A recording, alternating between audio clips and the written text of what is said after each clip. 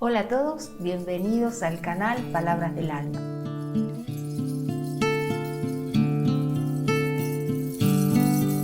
Hoy vamos a hablar sobre sentimientos de culpa, de qué manera nos afectan, qué nos provocan y cómo aprender a superarlos y hasta poder aprovechar la parte positiva de los sentimientos de culpa.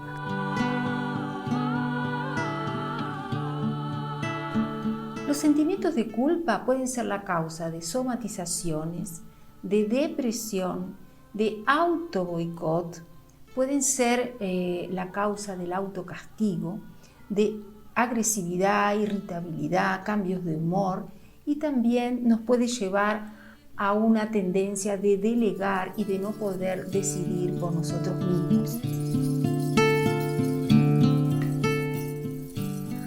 De nuestra psiquis, la culpa se define como un sentimiento de arrepentimiento luego de determinada acción, puede ser por determinado pensamiento o una tentación, pero también a veces no es por un hecho en sí, sino por no poder alcanzar las expectativas perfeccionistas a las que uno aspira, digamos, ¿no? O sea, no es solo por lo que uno hace, sino tal vez por lo que uno no alcanza a hacer.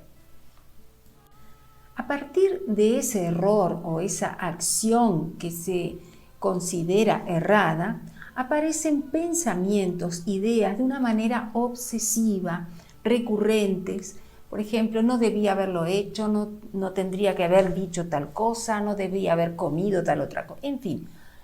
Lo que sea el pensamiento que empieza de alguna forma a perturbar la paz del individuo. Es decir, la persona no duerme, no descansa, porque esos pensamientos no lo liberan. Y eso genera un sentimiento de culpa, que muchas veces no tiene mucho que ver con el hecho en sí. O sea, va más unido a cómo la persona interpreta la acción que la acción en sí misma. Puede ser que una persona realice una situación, una acción violenta, agresiva y no se sienta culpable. Y puede ser que otro, por un acto mucho menor o a veces hasta imaginario, se puede sentir culpable y llegar a sufrir grandemente las consecuencias. Veamos un ejemplo. Hace unos años tuve el caso de un hombre joven que vivía en una ciudad pequeña donde las personas en general, casi todos se conocían. Él iba manejando en su camioneta y un chico, un adolescente, venía en una moto y se dio contra la camioneta de él y el chico murió. Este hombre, si bien no tenía culpa, o sea, el juez no lo encontró culpable, lo declaró inocente. Tanto fue así que el propio padre del chico que falleció fue a hablar con él y le planteó, le dijo que él sabía que su hijo manejaba, bueno, de una forma muy irresponsable y le sacó la responsabilidad a este hombre. Sin embargo, esta persona a partir de ese momento su vida cambió totalmente porque no lograba sacar de su cabeza las ideas, los pensamientos, la imagen del accidente, del chico que se golpea contra la camioneta. En fin, su vida se transformó. Era un hombre que no podía más ni salir a la calle porque se sentía observado por todo el mundo, como que todos lo señalaban de que él había tenido el accidente. En realidad era ideas que él tenía, pensamientos que él tenía. Nadie lo acusaba, no había tenido la culpa, sin embargo, la culpa, la acusación la tenía él consigo mismo. Al punto que había entrado en un estado de depresión, no podía trabajar, no podía salir a la calle, no podía concentrarse en nada, se sentía totalmente bloqueado, paralizado en sí. Todo eso a raíz de una situación que lo traumó, ¿no? Y que le creó a él una idea de culpabilidad, un sentimiento de culpa, aunque no tuviera la culpa real. Ahí vemos un caso cuando el sentimiento de culpa nos puede causar realmente muchos problemas, aunque no tengamos la culpa real, digamos, ¿no?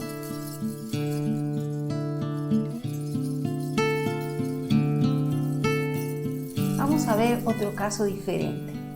Cuando los sentimientos de culpa nos generan pensamientos que nos provocan inseguridades, dudamos de nuestra capacidad, de nuestra competencia, y de esa manera nos volvemos cada vez más frágiles, más vulnerables, y aparecen los miedos de nuevos desafíos, de enfrentar distintas situaciones.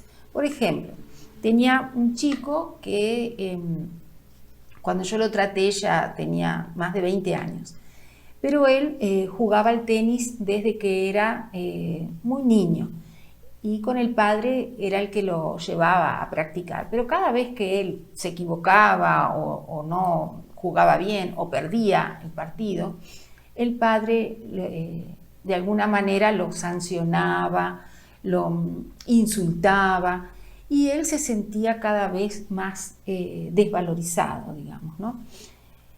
Entonces, claro, el padre de pronto quería alcanzar su propia expectativa de éxito a través de lo que iba a lograr el hijo. Y si el hijo no lo lograba, entonces él se sentía de alguna manera debilitado, atacado, y volcaba esa agresividad al niño. Eso le fue generando un miedo, una inseguridad, y en cada partido que después se enfrentaba tenía una gran ansiedad, mucho miedo de perder. Y cada vez que él se equivocaba o que no lograba hacer un tanto, él mismo se decía las mismas palabras que el padre le decía cuando era niño. Él mismo decía: ay, pero fulano, sos estúpido, te equivocaste. Él mismo se insultaba. Él estaba repitiendo eso. No por un error en sí que cometía, sino porque no alcanzaba esa expectativa, no lograba el éxito. Pero en realidad estaba como condicionado, porque ese miedo lo llevaba, antes de enfrentarse a cualquier partido, tenía miedo de perder. Y el miedo de perder lo fragilizaba de alguna manera, lo dejaba más inseguro, y a la vez él tenía una autoimagen cada vez más desvalorizada de sí mismo, bajaba su autoestima y no lograba nunca un éxito, un logro, pero venía desde ahí, de esos pensamientos. Quiere decir que esos sentimientos de culpa se aprenden, es una concepción que uno aprende en determinado momento, puede ser en la infancia o no, pero es cuando uno tiene una idea, un concepto, que determinada acción o actitud es algo negativo, algo que está mal y que merece un castigo.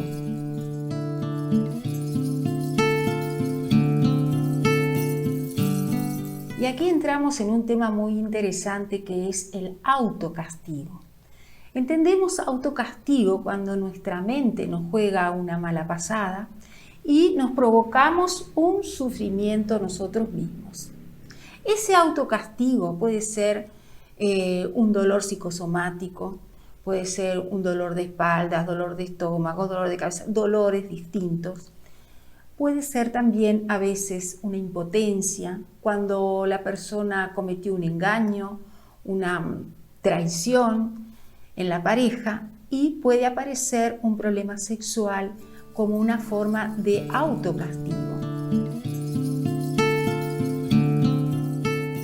Pero no siempre los sentimientos de culpa los tenemos tan claros, tan conscientes de qué es, cuál fue la acción, qué es lo que pasó. Muchas veces esos sentimientos de culpa los vivimos de manera inconsciente y nos van generando una sintomatología y no sabemos de dónde viene. ¿Qué fue que pasó? ¿Qué situación ocurrió que nos llevó a tener un sentimiento de culpa que hoy de alguna forma nos está bloqueando, nos lleva a un autoboicot, y no sabemos que esos fracasos, esas frustraciones que vivimos es por un sentimiento de culpa de algún acontecimiento, algo que pasó en nuestra historia personal y nos marcó de tal forma que sigue haciendo su efecto, digamos, de manera inconsciente, y entonces es muy difícil hacerle frente y modificar una actitud cuando es algo que es inconsciente. Vamos a ver un ejemplo de cuando el sentimiento de culpa está de manera inconsciente o subconsciente. Una paciente tenía problemas de falta de libido, de falta de deseo sexual en su matrimonio.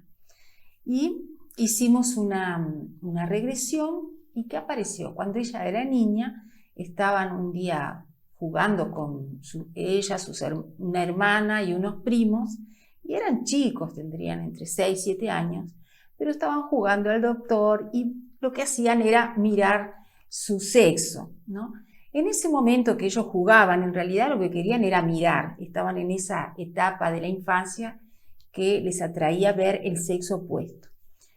Y justo aparece, no sé si hubiera una tía o una abuela, y los vio jugando de esa manera, cosa que fue un escándalo familiar. Los sancionaron, los pusieron en penitencia, en fin.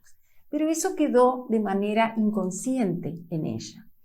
Y después, con los años, en su matrimonio, se empezó a ver como una situación de falta de libido, porque inconscientemente estaba viviéndolo como algo negativo, como algo pecaminoso, como algo vergonzoso, y eso le llevaba a rechazar la relación sexual.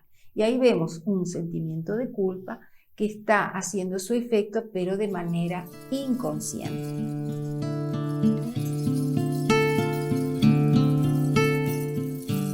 Existen otros casos en el que el sentimiento de culpa provoca una reacción a veces agresiva, genera una tendencia al engaño, a la mentira, especialmente cuando la persona que cometió un error se enfrenta a su víctima, digamos. Entonces, de alguna forma lo proyecta y pone fuera de sí esa culpa, digamos, ¿no? Se la saca y la proyecta. Entonces es cuando acusa a otros y engaña y es capaz de culpar de su propio error a otras personas, como una manera de evadir ese sentimiento de culpa, como una forma de no sentirse que es la única persona que está mal. Entonces también de alguna forma adjudica culpas a los demás y a veces hasta mintiendo, o sea que de un error, de una conducta inadecuada, agrega otro tipo de acción también inadecuado. Por ejemplo, es aquella persona que engaña, pero por otro lado siempre está con la desconfianza de que le mientan, porque él ve que le van a hacer a él lo que él está haciendo, ¿no? O sea que en ese caso la culpa genera, ese sentimiento de culpa genera una reacción también negativa, ¿no? Se vuelve agresivo, puede ser que engañe, que mienta como una manera de evadir ese sentimiento que de alguna forma lo hace sentir mal.